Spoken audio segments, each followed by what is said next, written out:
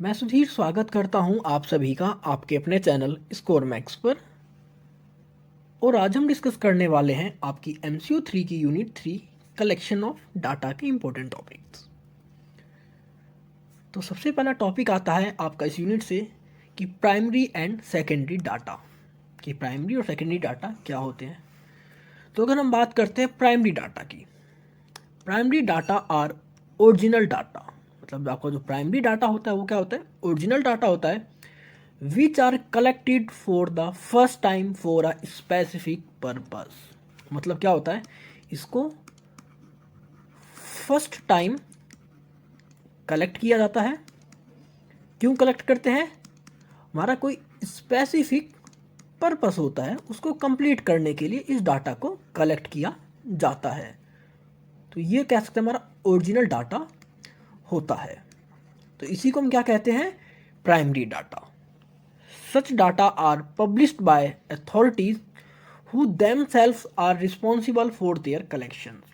तो ये डाटा कुछ हमारी अथॉरिटीज़ के थ्रू पब्लिश किए जाते हैं जो कि खुद रिस्पॉन्सिबल होती हैं इन डाटा को कलेक्ट करने के लिए। तो ये तो था आपका प्राइमरी डाटा। अब सेकेंडरी डाटा की बात करते हैं। The secondary data on the other hand are those which have already been collected.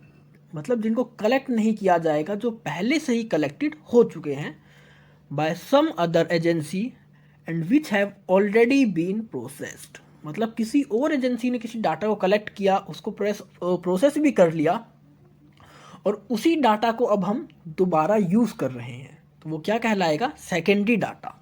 ये डाटा हमारे पास पब्लिश और अनपब्लिश सोर्सेज में अवेलेबल होता है।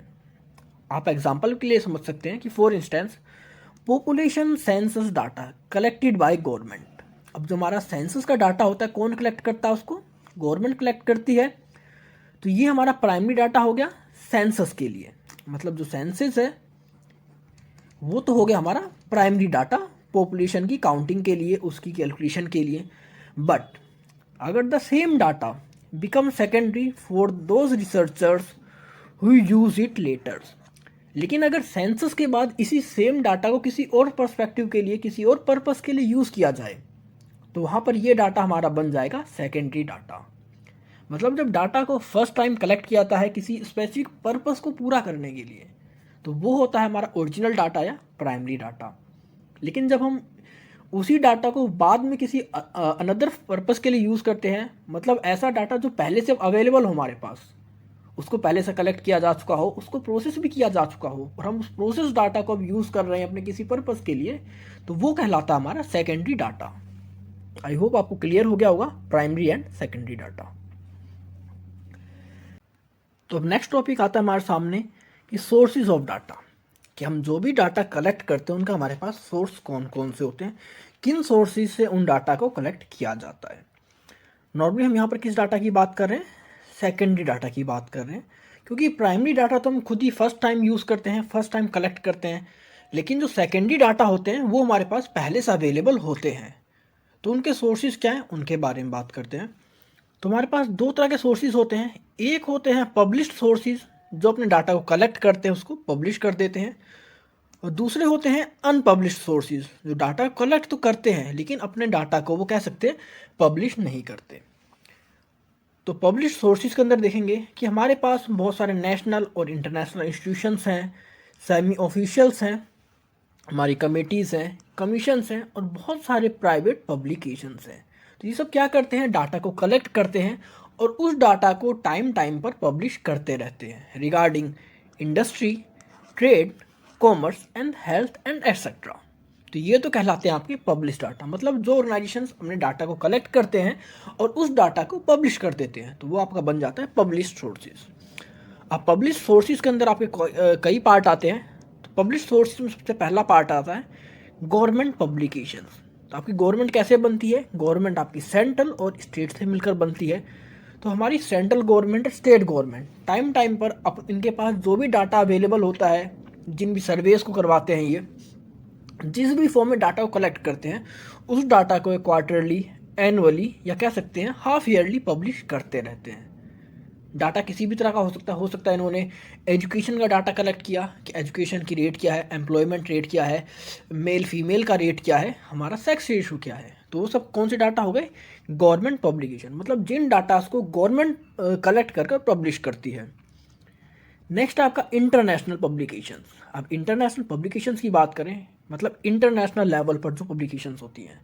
अब इंटरनेशनल लेवल पर जैसे कि आपकी जो भी इंटरनेशनल ऑर्गेनाइजेशंस हैं, जैसे आपका यूएनओ है, इंटरनेशनल लेबर ऑर्गेनाइजेशन है, आईएलओ है, आपका आईएमएफ है, आपका एडीबी है, या फिर आपका वर्ल्ड बैंक है। तो मतलब ये कुछ ऐसे ऑर्गेनाइजेशंस हैं जो इंटरनेशनल लेवल पर काम करते हैं। तो जब ये ऑर्गेनाइजेशंस किसी डाटा को कलेक्ट कर और उस डाटा को पब्लिश कर दे तो वो कौन सा कहलाता है? हमारा इंटरनेशनल पब्लिकेशंस। इसके बाद हमारा semi official publication. Semi official organisations like corporations, district boards, panchayat etcetera public there report. मतलब सेमी ऑफिशियल पब्लिकेशंस होती है, मतलब ये डायरेक्टली ना तो हम ये कह सकते हैं कि गवर्नमेंट और ना ही कह सकते हैं प्राइवेट है। मतलब ये दोनों के बीच की कड़ी होती है जो कि अपने डाटा को कलेक्ट करती हैं और उस डाटा को ये पब्लिश कर देते हैं। इसी तरह आपकी कोई कमेटीज़ बनाई हमने, कोई कमीशंस बनाई, जैसे आपकी मुदलियार कमीशन है, जैसे आपकी न्यू एजुकेशन पॉलिसीज़ है उसका कमीशन है, या आपकी जो कॉन्स्टिट्यूशन की कमेटी थी। तो मतलब कोई भी कमेटी बनती है, कोई भी कमीशन बनता है। जैसे आपका 10th फाइनेंशियल कमीशन की बात करी गई यहाँ पर, तो कोई भी कमीशन बनता है, कोई भी कमेटी बनती है, तो सबसे पहले क्या करती है? वो डाटा को कलेक्ट करती है, फिर उसको पब्लिश करती है, उसके बाद ही अपने किसी रिजल्ट को पब्लिश करती है, दिखाती है कि हाँ हमारा इससे ये रिजल्ट होना चाहिए। तो अगर कोई कमेटी, कोई कमीशन किसी डाटा को कलेक्ट कर उसको पब्लिश कराता है तो वो भी क्या बन जाता है आपके लिए? सोर्स बन जाता है डाटा को कलेक्ट करने का। और लास्ट आपका प्राइवेट पब्लिकेशन। अब प्राइवेट पब्लिकेशन के अंदर हम बात करेंगे आपके न्यूज़पेपर्स, जर्नल्स। इनको कौन पब्लिश करता है? मतलब ये कोई गवर्नमेंट के नहीं है कि ये सारे प्राइवेट हैं। तो मतलब कुछ ऐसे प्राइवेट पब्लिकेशंस होते हैं जो कि डाटा को कलेक्ट करते हैं और फिर उनको जर्नल्स की फॉर्म में पब्लिश कर देते हैं। तो वो होते हैं आपके प्राइवेट पब्लिकेशन। तो ये तो थे आपके सारे पब्लिश्ड सोर्सेज हमारे सेकेंडरी डाटा को कलेक्ट करने के। अब हम बात करते हैं अनपब्लिश्ड सोर्सेज। अब ये ज़रूरी तो नहीं है कि आप जिस भी डाटा को कलेक्ट कर रहे हैं उस डाटा को हरदम पब्लिश किया जाए या उसको हरदम पब्लिश करना ज़रूरी हो। कई ऐसे डाटा होते हैं जो कि हम कलेक्ट तो करते हैं लेकिन उसको कभी भी पब्लिश नहीं किया जाता। Like certain research institutions, trade associations, universities, research scholars, private firms, business institution etcetera do collect data but they normally do not publish. मतलब हमारी schools, universities, colleges, trade associations data को कलेक्ट तो करते हैं लेकिन ये कभी भी उस डाटा को पब्लिश नहीं करते हैं। तो इनकी हेल्प से भी हम उस डाटा को ले सकते हैं as a secondary source of data. तो ये थे आपके sources of data. Next topic आता है आपका इस यूनिट से कि precautions in using secondary data. कि जब हम सेकेंडरी डाटा का यूज़ करें तो वहाँ पर हमें किस किस तरह की प्रिकॉशंस को लेना चाहिए, किन किन चीज़ों को कंसीडर करना चाहिए, ध्यान रखना चाहिए सेकेंडरी डाटा को यूज़ करते टाइम। तो सबसे पहला क्या है? Suitability of secondary data. कि हमारे पास जो भी सेकेंडरी डाटा है क्या वो हमारी रिसर्च के अकॉर्डिंग सूटेबल है या नहीं है। इसमें आपका एग्जाम्पल दे रखा है, if the objective of our inquiry is to study the salary pattern of a firm. अब हमारा कोई ऑब्जेक्टिव क्या था किसी रिसर्च को करने का? हमारा ऑब्जेक्टिव था कि हम उस ऑर्गेनाइजेशन के अंदर उसके सैलरी पैटर्न को चेक कर सके कि उनका सैलरी पैटर्न क्या है, including perks and allowances of employees. और सैलरी पैटर्न में क्या होगा? हम उनके पर्क्स देखेंगे, उनके अलाउंसेस देखेंगे कि उनको कितने पर्क्स मिल रहे हैं, किस किस चीज़ का अलाउंस मिलता है। बट हमारे पास अब जो सेकेंडरी डाटा अवेलेबल है वो सिर्फ बेसिक पे का है। तो क्या आपकी रिक्वायरमेंट को पूरा करेगा? नहीं करेगा, क्योंकि हमें रिक्वायरमेंट थी, हम इंक्वायरी करना चाहते थे कि उनका ओवरऑल सैलरी पैटर्न क्या है फर्म्स का। लाइक वो किस चीज़ के पर्क्स देते हैं, कितने इंसेंटिव देते हैं, कितने अलाउंसेस देते हैं। लेकिन हमारे पास डाटा अवेलेबल सिर्फ बेसिक पे का है। तो इस तरह का डाटा कभी भी सूटेबल नहीं होता हमारी जो स्टडी का पर्पस होता है उसको पूरा करने के लिए। तो देखना होता है कि हमारा जो सेकेंडरी डाटा है वो सूटेबल है हमारे लिए, नहीं है। इसके बाद होता है दूसरा प्रिकॉशन की रिलायबिलिटी ऑफ सेकेंडरी डाटा। कि अब आपके पास जो भी डाटा अवेलेबल है उसकी रिलायबिलिटी मतलब ट्रस्टवर्दीनेस। आप देखोगे कि क्या आप उस डाटा के ऊपर ट्रस्ट कर सकते हैं या नहीं कर सकते। ये कैसे चेक करेंगे? For the reliability of secondary data these can be tested unbiased of the collecting person, कि जिस पर्सन ने उस डाटा को कलेक्ट किया था उसने किसी बायसनेस के बेस पर उस डाटा को कलेक्ट ना किया हो। Proper check on the accuracy of field work, जब भी फील्ड वर्क हुआ हो तो वहाँ पर प्रॉपर एक्यूरेसी के साथ ही उस डाटा को कलेक्ट किया गया हो, और जो भी उसकी एडिटिंग होती है, टैबुलेटिंग होती है, उस टाइम उसको केयरफुली एनालाइज किया गया हो। तो अब इन सभी चीज़ों को भी देखना होता है। अगर हमारे पास कोई डाटा है तो हम देखेंगे कि कोई भी जो उस डाटा को कलेक्ट कर रहा है जिसने, या जो उसको यूज़ कर रहा है, किसी बायसनेस के बेस पर उसको यूज़ ना करे।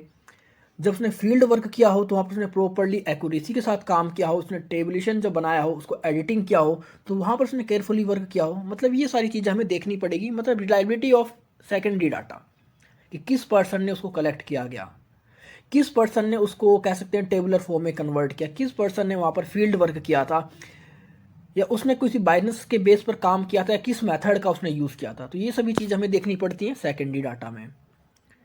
थर्ड है adequacy of secondary data. Adequacy मतलब कंप्लीट कह सकते हैं, कि क्या हमें जो डाटा चाहिए वो कंप्लीट अवेलेबल है या नहीं है। अगर हमारे पास डाटा अवेलेबल नहीं है कंप्लीट, तो उस कंडीशन में हमें क्या रिक्वायरमेंट होगी, उस डाटा को फिर से कंसीडर करने की। अब एडिक्वेसी को आप कैसे समझ सकते हैं, आप इसमें एग्जांपल ले सकते हैं। Adequacy of secondary data is to be जज in the light of the objective of the research. For example, our objective is the study of growth of industrial production in India. अब हम कैसे कोई एक study करना चाहते थे जिसका ऑब्जेक्टिव क्या था, to study the growth of industrial production in India, कि उसका ऑब्जेक्टिव था कि इंडिया के अंदर जो भी इंडस्ट्रियल प्रोडक्शन है इंडिया के अंदर, उसकी स्टडी करना। But the publish report provide information on only few states, लेकिन हमारे पास जो रिपोर्ट अवेलेबल थी वो ओनली और ओनली फ्यू स्टेट्स की थी। आप ये लगा सकते हैं, आपके पास 29 स्टेट्स थे और आपको इनकी स्टडी करनी थी कि हमारी कंट्री के अंदर जो इंडस्ट्रियल प्रोडक्शन है वो किस तरह का है। लेकिन आपने क्या देखा, आपके पास 29 में से सिर्फ आपको 20 स्टेट्स का डाटा मिला। तो उस कंडीशन में आपके पास 9 स्टेट्स का डाटा अवेलेबल नहीं है। तो मतलब आपके पास जो भी डाटा अवेलेबल है वो एडिक्वेट नहीं है, पूरा नहीं है, अधूरा डाटा है आपके पास। तो आपको ये भी देखना होता है कि आपके पास जो डाटा अवेलेबल है वो पूरा है या नहीं है। तो ये आपकी प्रिकॉशंस थी जो कि आपको सेकेंडरी डाटा को यूज़ करते टाइम लेनी होती हैं। अब नेक्स्ट आता है आपका सेकेंडरी डाटा की मेरिट्स और उसकी लिमिटेशन, कि सेकेंडरी डाटा की मेरिट्स क्या है, लिमिटेशंस क्या है। तो सबसे पहले मेरिट की बात करें कि secondary data is much more economical, मतलब इसका हमारी जो कॉस्टिंग होती है वो कम होती है, और क्विकर टू कलेक्ट, मतलब कम टाइम में इसको इजीली कलेक्ट किया जा सकता है। रीज़न क्या होता है, जब आपके पास डाटा पहले से अवेलेबल है तो वहाँ पर आपको उसकी डिज़ाइनिंग की कॉस्ट आपकी बच जाती है, प्रिंटिंग की कॉस्ट बच जाती है, और आपका जो कलेक्शन फॉर्म होता है उनकी कॉस्ट बच जाती है। तो जब आपकी कॉस्टिंग बच रही तो अपने आप वो इकोनॉमिकल हो जाएगा, और जब इन सभी कॉस्टिंग बचेगी तो आपका टाइम भी बचेगा। तो उस कंडीशन में आप इस डाटा को जल्दी जल्दी कलेक्ट कर सकते हैं।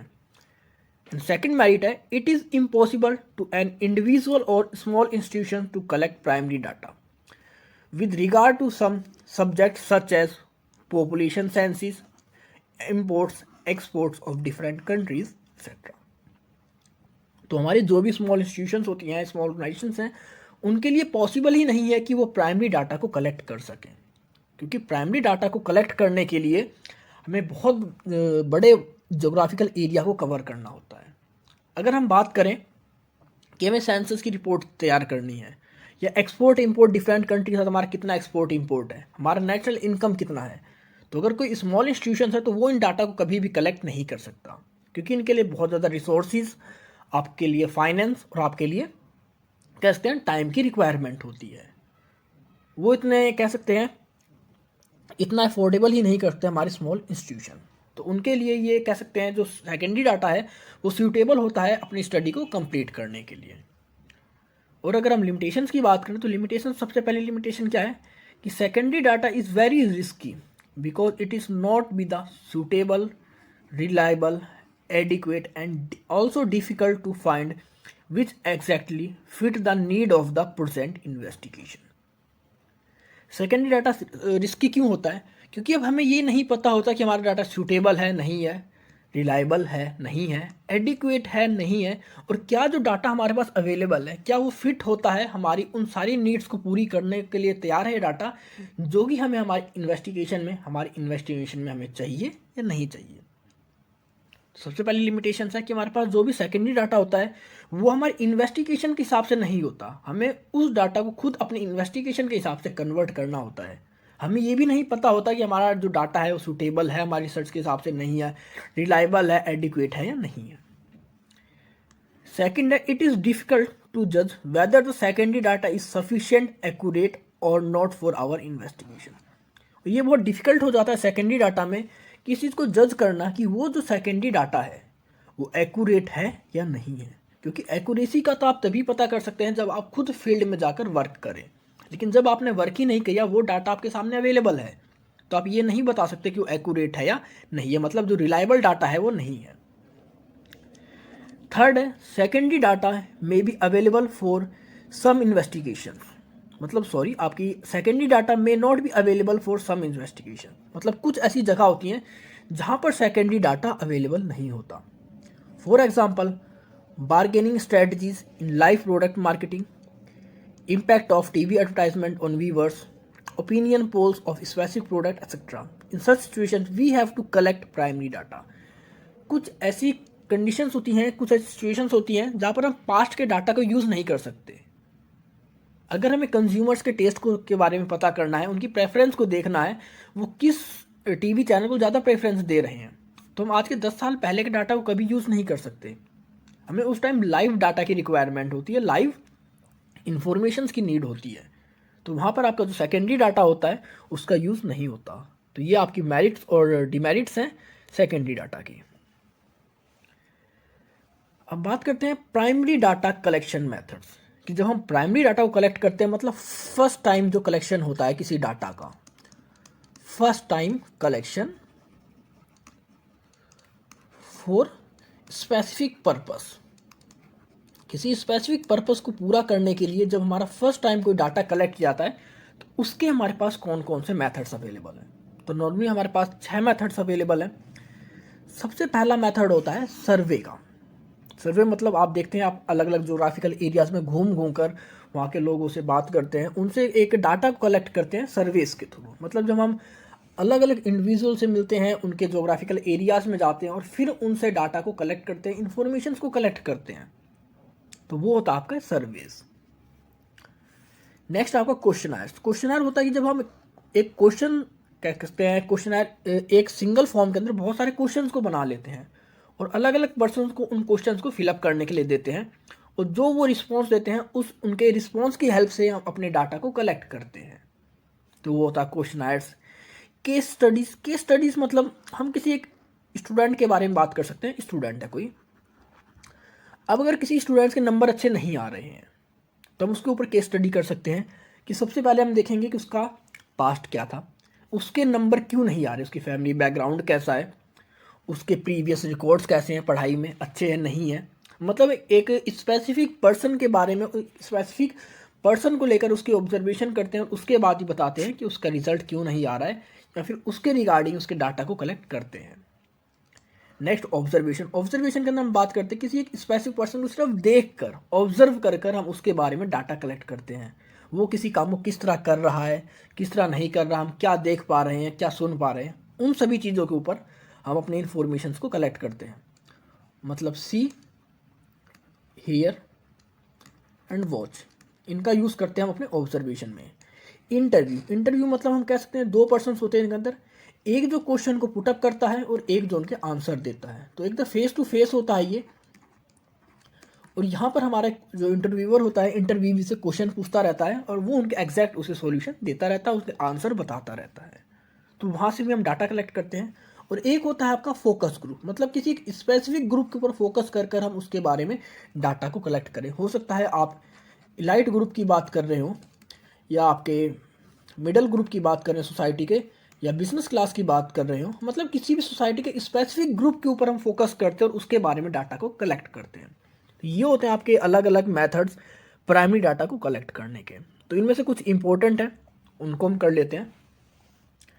तो तो सबसे पहला आपका आता है ऑब्जर्वेशन मेथड। कि ऑब्जर्वेशन मेथड होता क्या है? Under this method the researcher collect information directly through observation rather than the reports of their. मतलब रिपोर्ट्स की कंपैरिजन वो किसी डाटा को डायरेक्टली ऑब्जर्व कर ही कलेक्ट करता है। It is the process of recording relevant information without asking any one specific question and in some cases even without the knowledge of the respondent. मतलब यहाँ पर हम जिसके बारे में डाटा कलेक्ट कर रहे हैं, हम उस पर्सन से एक सिंगल क्वेश्चन तक नहीं पूछते, हम सिर्फ उसको देखते हैं, उसको ऑब्जर्व करते हैं और उसके बिहाफ पर ही उसके रिगार्डिंग हम डाटा को कलेक्ट कर लेते हैं। तो वो होता है आपका ऑब्जर्वेशन मेथड। अब ऑब्जर्वेशन मेथड के क्या मेरिट्स है, क्या डिमेरिट्स है, उनके बारे में बात करते हैं। तो इसका सबसे पहला जो मेरिट है, it is the most suitable method when the inference are unable or reluctant to provide information. कि हमें जिसके बारे में इंफॉर्मेशन कलेक्ट करनी है, वो इंफॉर्मेशन देने के लिए या वो इंफॉर्मेशन का आपको प्रोवाइड नहीं कर सकता। अगर कोई ऐसा पर्सन है जो आपसे बात नहीं करना चाहता, आपको इन्फॉर्मेशन प्रोवाइड नहीं करना चाहता, तो उस कंडीशन में हम सिर्फ उसको ऑब्जर्व कर ही उसके बारे में इन्फॉर्मेशन कलेक्ट कर सकते हैं। क्योंकि ऑब्जर्वेशन में हमें उससे कुछ पूछना नहीं है, ना कोई क्वेश्चन पुटअप करने उसके सामने।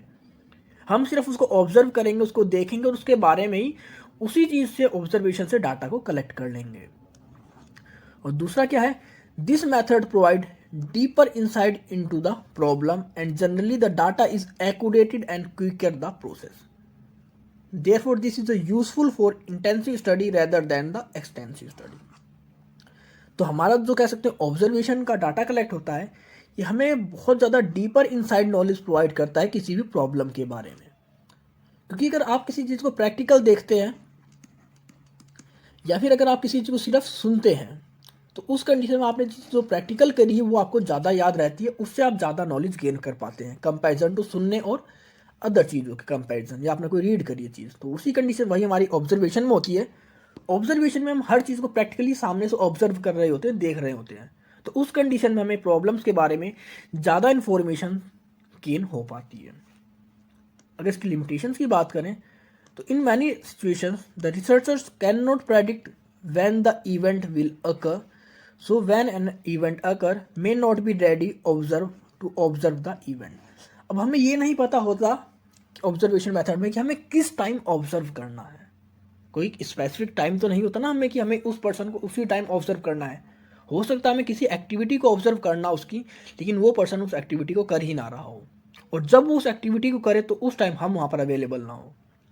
सबसे पहली प्रॉब्लम यही होती है कि हम उस इवेंट को प्रेडिक्ट नहीं कर सकते, उसका अंदाज़ा नहीं लगा सकते कि वो इवेंट किस टाइम होगा। दूसरा है participant may be aware of the observer and as a result may alter their behaviour.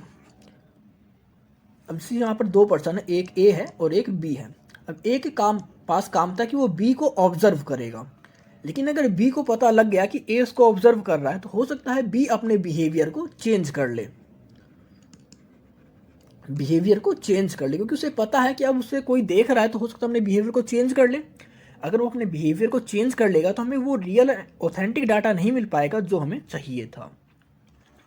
Third है observer because of personal biasness and lack of training may not record specifically what she is observe. अब कई बार biasness के behalf पर भी हम data collect करते हैं। Biasness का आप लगा सकते हैं, जैसे ए बॉस है, इसके दो एम्प्लॉयज़ हैं, एक बी है और एक सी है। तो अगर ये दोनों को ऑब्जर्व करता है और ए के जो बी के साथ रिलेशन है वो अच्छे रिलेशन है और जो सी के साथ है वो अच्छे रिलेशन अच्छे नहीं है, तो हो सकता है अगर बी की कोई कमी भी होगी तो ए उसको भी नेग्लेक्ट कर देगा, उस डाटा को कलेक्ट नहीं करेगा। मतलब वहाँ पर वो बायसनेस का यूज़ करेगा कि हाँ अगर बी ने कोई गलती करी तो उस चीज़ को भूल जाएगा, छोड़ देगा। लेकिन वहीं पर अगर सी कोई हल्की सी मिस्टेक करेगा तो वो ए उस चीज़ को बहुत डीपली ऑब्जर्व करेगा। तो मतलब यहाँ बायसनेस के बिहाफ पर भी यहाँ पर डाटा को कलेक्ट करते हैं, और अगर आप किसी बायसनेस के बिहाफ पर डाटा को कलेक्ट कर रहे हैं तो आपका वहाँ पर जो डाटा आएगा वो एक्यूरेट डाटा, या कह सकते हैं जो एक रिलायबल डाटा होता है, वो आप कलेक्ट नहीं कर पाएंगे। फोर्थ है the method can not be used extensively if a inquiry is large and spread over a wide area. लेकिन अगर आपको किसी एक ऐसे एरिया के बारे में डाटा कलेक्ट करना जो बहुत बड़ा एरिया है, बहुत बड़े जोग्राफिकल एरिया में आपको डाटा कलेक्ट करना है ऑब्जर्वेशन से, तो वो पॉसिबल नहीं है। क्योंकि ऑब्जर्वेशन के लिए आपको एक स्पेसिफिक जगह पर बैठना होता है, किसी पर्सन को ऑब्जर्व करना होता है। लेकिन अगर अभी आपको बोल जाए कि आपको 1000 लोगों की ऑब्जर्वेशन करनी है और उनके डाटा को कलेक्ट करने हैं, तो वो ऑब्जर्वेशन मेथड में पॉसिबल नहीं है। क्योंकि अगर आप 1000 पर्सन के ऑब्जर्वेशन को कलेक्ट करोगे, उनके डाटा कलेक्ट करोगे, तो आपको कम से कम 300 से 400 दिन कम से कम चाहिए, और इतना टाइम नहीं होता आपके पास कि उस डाटा को कलेक्ट करिए। आपको होता है कि जल्दी से जल्दी आपको डाटा कलेक्ट करना है और फिर उसकी प्रोसेसिंग भी करनी है। तो ये था आपका ऑब्जर्वेशन मेथड्स के मेरिट और लिमिटेशंस। नेक्स्ट होता है आपका इंटरव्यू मेथड। इंटरव्यू के बारे में आप सभी जानते ही हैं कि नॉर्मल आपके जो भी रिपोर्टर्स होते हैं, आपने टीवीज़ में, न्यूज़ चैनल्स में देखा होगा इंटरव्यू किस तरह होता है, कौन कंडक्ट करता है। तो इसकी मेरिट्स और डिमेरिट्स देख लेते हैं। तो अगर मेरिट्स देखें कि people are more willing to supply information if approach directly. तो बहुत सारे पर्सनस है कि अगर उनसे डायरेक्टली किसी क्वेश्चन को पूछा जाए तो ज़्यादा विलिंगनेस होते हैं अपनी इंफॉर्मेशन को प्रोवाइड करने में। ये इंटरव्यू में होता है। अगर इंटरव्यू आप किसी सेलिब्रिटी से बात करते हैं, कोई एंटरप्रेन्योर है, और उससे अगर आप डायरेक्टली इंटरव्यू में कोई क्वेश्चन पूछते हैं रिगार्डिंग उसके स्टार्टअप, कैसे उसकी जर्नी रही, तो वहाँ पर वो ज़्यादा विलिंगनेस होएगा अपनी इंफॉर्मेशन को प्रोवाइड करने में।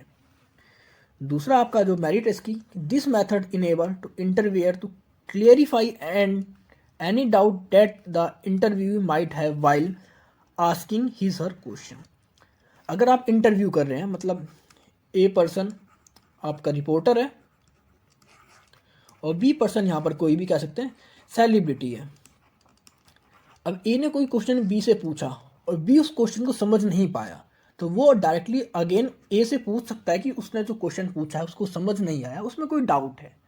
तो यहाँ पर उस क्वेश्चन को जो कह सकते हैं ईजिली समझ सकता है, उनके कोई डाउट्स नहीं रह जाते उस क्वेश्चन के रिगार्डिंग, तो उसको वो ईजिली जवाब दे सकते हैं। लेकिन अगर अभी यहाँ पर कोई क्वेश्चन हम कह सकते हैं क्वेश्चनर की फॉर्म में होता, तो क्वेश्चनर में आप किसी से पूछ तो नहीं सकते, क्योंकि आपके पास जो रिटर्न क्वेश्चन है आप उसी को पढ़कर उसका सॉल्यूशन वहाँ पर प्रोवाइड कर दोगे। तो इंटरव्यू में ये होता है कि हमारे पास जो भी उसके सॉल्यूशंस को देता है, जो इन्फॉर्मेशन प्रोवाइड करता है, वो सामने ही हमसे अपने सारे डाउट पूछ सकता है रिगार्डिंग क्वेश्चंस। तो वहाँ पर कोई भी डाउट रहने की कंडीशन नहीं रह जाती। तो फिर हमारे पास जो भी डाटा आता है वो रिलायबल और वैलिड डाटा आता है। तीसरा है the informations reactions two questions can be properly studied.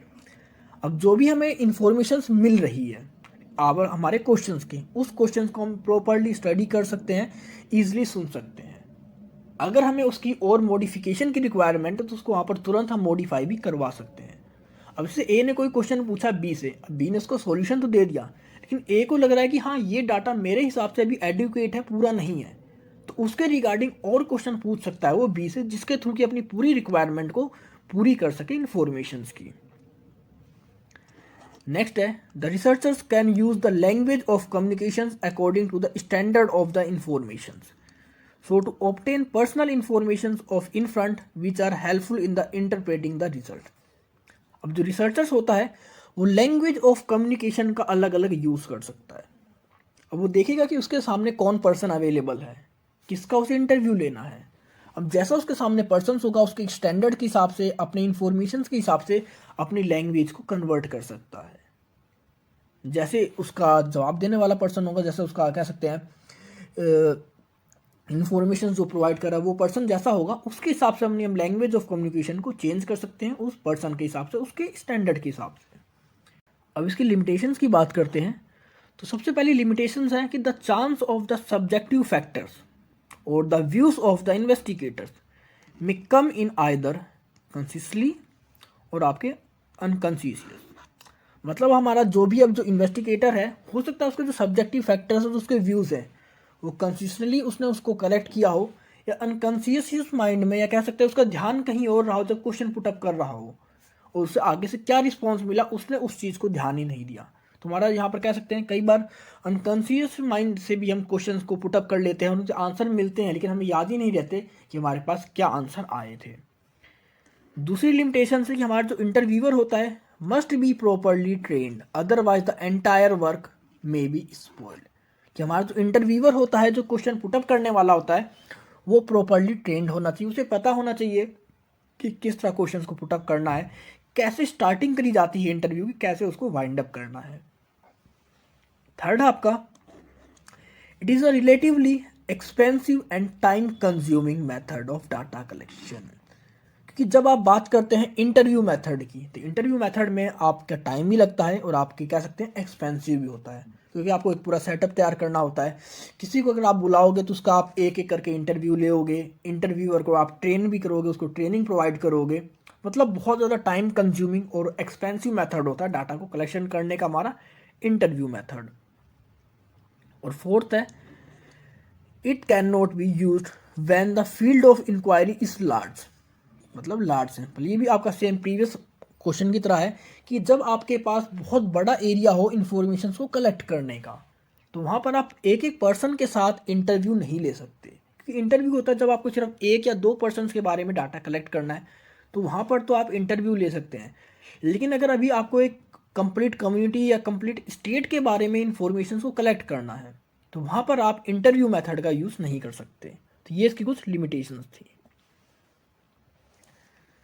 Next है आपका क्वेश्चनायर मेथड। क्वेश्चनायर मेथड क्या होता है, यहाँ पर हम क्वेश्चंस को एक सीक्वेंस में पुट कर कर उनको फिल करवाते हैं जनरल पब्लिक से, जिसके थ्रू की उनका जो भी रिस्पॉन्स रहेगा उसके थ्रू हम अपनी प्रोसेसिंग करते हैं और एक डाटा को कलेक्ट करते हैं। तो अगर इसकी मेरिट्स की बात करें तो सबसे पहली मेरिट है, you can use this method in case where inference are spread over the vast geographical area. मतलब आपको वास्ट जोग्राफिकल एरिया के थ्रू इंफॉर्मेशन को कलेक्ट करना है। मतलब आपको बोल दिया जाए आपको कंप्लीट इंडिया से किसी भी प्रोडक्ट के रिगार्डिंग इंफॉर्मेशन को कलेक्ट करना है, तो इंडिया के अलग अलग पार्ट्स में, अलग अलग स्टेट्स में, वहाँ के अलग जो रीजन्स हैं, स्टेट्स हैं, विलेज एंड डिस्ट्रिक्ट्स हैं, आप हर जगह अपने क्वेश्चनर्स को स्प्रेड कर सकते हैं और वहाँ से जो भी इंफॉर्मेशन उन सभी की आती है उसके बाद आप उन क्वेश्चनर्स से उन इंफॉर्मेशन को कलेक्ट कर सकते हैं। मतलब जब आपके पास बहुत बड़ा जोग्राफिकल एरिया होता है इंफॉर्मेशन को कलेक्ट करने का, तो वहाँ पर आप क्वेश्चनर को ईजिली यूज़ कर सकते हैं। नेक्स्ट है आपका, respondents can take their own time to answer the question, so the researchers can obtain original data by this method. अब जो क्वेश्चनर को फिल करता है वो अपना खुद का टाइम ले सकता है उन आंसर्स को फिलअप करने के लिए, और जब उसको प्रॉपर टाइम मिल रहा है उन क्वेश्चंस का सॉल्यूशन देने के लिए, तो उस कंडीशन में कहीं ना कहीं वो एक ओरिजिनल डाटा प्रोवाइड करता है हमारी रिसर्च के लिए हमें। तो क्या है, ओरिजिनल डाटा को कलेक्ट किया जा सकता है क्वेश्चनर मेथड के थ्रू। थर्ड है, this is a cheap method because its mailing cost is less than the copy of personal visits. ये आपका क्या है, एक तरह से कहते हैं चीप मेथड है, कह सकते हैं सबसे आपका लेस कॉस्टली मेथड है ये, जिसकी कॉस्ट होती है वो लेस होती है, सबसे कम कॉस्टिंग होती है, क्योंकि आपका मेल करना बहुत ज़्यादा सस्ता होता है कंपैरिजन टू पर्सनल इंटरव्यू करो, आप ऑब्जर्वेशन करो उनके कंपैरिजन। सबसे कम प्राइस पर आप इस मेथड का यूज़ कर सकते हैं डाटा को कलेक्ट करने के लिए। फोर्थ है, this method is free from biasness of the investigator as the information is given by the respondent themself. अब आपका जो इन्वेस्टिगेटर है जो डाटा को कलेक्ट कर रहा है, अगर वो बायसनेस भी करे तो भी वो डाटा को चेंज नहीं कर सकता। इसमें जो डाटा कलेक्ट होता है वो फ्री ऑफ बायसनेस होता है, मतलब बिना भेदभाव के यहाँ पर डाटा कलेक्ट होता है। क्योंकि इन्फॉर्मेशन को कौन प्रोवाइड करता है हमें, हमारे रेस्पोंडेंट्स प्रोवाइड कर देते हैं, मतलब वो पर्सन जो उस डाटा को फिल करते हैं, जिनसे हम उस क्वेश्चनर को फिल करवाते हैं। अगर वही पर्सन उस डाटा को फिल करेंगे तो उसके अंदर इन्वेस्टिगेटर जो डाटा कलेक्ट करेगा उसके अंदर कोई भी बायसनेस नहीं कर सकता। तो एक तरह से बायसनेस फ्री होता है हमारा ये क्वेश्चनर मेथड का डाटा। फिफ्थ है, large sample can be covered and thus the result can be more reliable and dependable.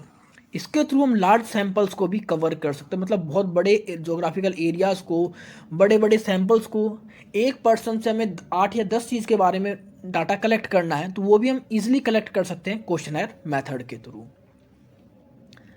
अगर हम लिमिटेशंस की बात करें तो सबसे पहले लिमिटेशंस है, respondent may not fill return fill in questionnaires और they can delay in replying to the questionnaire. अब कई बार क्या होता है, हमारे जो रिस्पोंडेंट है, हो सकता है आपने उनको मेल तो कर दिया, उनको क्वेश्चनर तो भेज दिया, अब हो सकता है वो उसको फिल ही ना करें या फिर उसको डिले कर दें आपको भेजने में। तो उस कंडीशन में अगर वो डिले कर देंगे, नहीं फिल करेंगे, तो आपको टाइम पे जो डाटा चाहिए था वो आपको नहीं मिल पाएगा। दूसरा है, this method is useful only when the respondents are educated and cooperative. ये तभी पॉसिबल है, तभी यूजफुल है डाटा, जब आपके जो भी रेस्पोंडेंट हैं वो एजुकेटेड हों और आपके कोऑपरेटिव हों सारे, क्योंकि वो समझ सके उसके अंदर क्या क्वेश्चनिंग करी गई है और वो आपके साथ कोऑपरेट कर सकें। तभी ये मेथड आपका यूज़फुल होता है डाटा को कलेक्ट करने का। थर्ड है, once the questionnaire have been dispatch the investigator can not modify the questionnaire. और अगर एक बार क्वेश्चनायर को आपने डिस्पैच कर दिया, सेंड कर दिया, तो उसके बाद हमारा इन्वेस्टिगेटर भी होता है वो उस डाटा को मॉडिफाई नहीं कर सकता। लेकिन अगर इंटरव्यू की बात करें तो वहाँ पर हम उस डाटा को कभी भी मॉडिफाई कर सकते हैं, चेंज कर सकते हैं। तो ये भी इसकी एक लिमिटेशन है कि इसको एक बार डिस्पैच करने के बाद इसको मॉडिफाई नहीं किया जा सकता। फोर्थ की बात करते हैं, it can not be ensure whether the respondent are truly representative. अब जिससे भी हम डाटा को भरवा रहे हैं, हमारे पास ये तो डाटा नहीं होता ना कि क्या वो एग्जैक्टली सही डाटा प्रोवाइड कर रहा है हमें या गलत डाटा प्रोवाइड कर रहा है। हो सकता है वो सच तो बता रहा हो, लेकिन सिर्फ आधे क्वेश्चन के उसने सवाल हमें सच बताए हो, आधे का उसने जो रिस्पॉन्स दिया वो गलत रहा हो। तो इस चीज़ को भी हम इंश्योर नहीं कर सकते। तो ये आपके क्वेश्चनर मेथड्स के मेरिट और लिमिटेशंस थे। यह आपका एक फॉर्मेट है क्वेश्चनर का कि किस तरह आप क्वेश्चनर को किसी डेवलप करते हैं। तो लाइक कंप्यूटर यूज़र सर्वे था, जिसमें आपने देखा कि 14 क्वेश्चंस को उन्होंने पुटअप कर रखा है डाटा कलेक्ट करने के लिए। सबसे पहला है, which brand of computer you are primarily use, कि आप प्राइमरली किस कंप्यूटर की ब्रांड का यूज़ करते हैं। IBM है, HCL है, कॉम्पैक्ट है, डेल है, किसी भी स्पेसिफिक कंडीशन पर हम टिक कर सकते हैं। फिर इसके बाद करते हैं कि आपने कंप्यूटर को परचेज़ कहाँ से करा है, मेल ऑर्डर से, कंपनी डीलर से, मैन्युफैक्चरर से, कंप्यूटर स्टोर से। आप कंप्यूटर कितने टाइम से यूज़ कर रहे हैं, आप वीक में कितने टाइम यूज़ करते हैं, आप अपने कंप्यूटर के अंदर डाटाबेस मैनेजमेंट का कौन कौन सा पैकेज यूज़ करते हैं। मतलब ये सारे क्वेश्चंस आप देख सकते हैं कि इनको किस तरह पुटअप किया जाता है अलग अलग सीक्वेंस में। तो इस तरह आपका जो क्वेश्चनर होता है वो प्रिपेयर किया जाता है। एग्जाम में कई बार आपसे पूछा गया है कि आपको कोई भी एक स्पेसिफिक कंडीशन दे दी जाती है और आपको बोल जाता है कि इसके ऊपर आपको क्वेश्चनर प्रिपेयर करना है। लाइक आपने कोई फूड आउटलेट ओपन करना है, उसके लिए आपको क्वेश्चनर कलेक्ट करना है वहाँ के कंज्यूमर से, वहाँ की जनरल पब्लिक से। आप रेलवे में ट्रैवल करते हैं, इसके रिगार्डिंग आपको कह सकते हैं क्वेश्चनर पुटअप करना है। रेलवे पुटअप करना आती है अपने कह सकते हैं ट्रैवलर से कि कंफर्टेबल है रेलवे नहीं है। कोई शू मेकिंग कंपनी है, वो अपने कस्टमर से क्वेश्चनर पुटअप करना आती है नए शूज़ को बनाने के लिए कि कैसे शूज़ चाहिए, किस नंबर का चाहिए, क्या डिज़ाइन चाहिए, क्या मटेरियल चाहिए, किस कॉस्ट में चाहिए। मतलब ऐसे बहुत सारे क्वेश्चंस पुटअप किए जाते हैं एक सिंगल क्वेश्चनर के अंदर। तो ये फॉर्मेट था आपके क्वेश्चनर का। तो ये आपकी यूनिट 3 खत्म होती है। आई होप सब कुछ आपको समझ में आ गया होगा। अगर आपको कोई इश्यू है, कोई डाउट है, तो आप कमेंट सेक्शन में कमेंट कर मुझसे पूछ सकते हैं। और अब आप मुझे मेरे इंस्टाग्राम और टेलीग्राम पर भी फॉलो कर सकते हैं। तो मिलते हैं जल्दी एक नई वीडियो के साथ। तब तक के लिए take care, goodbye friends.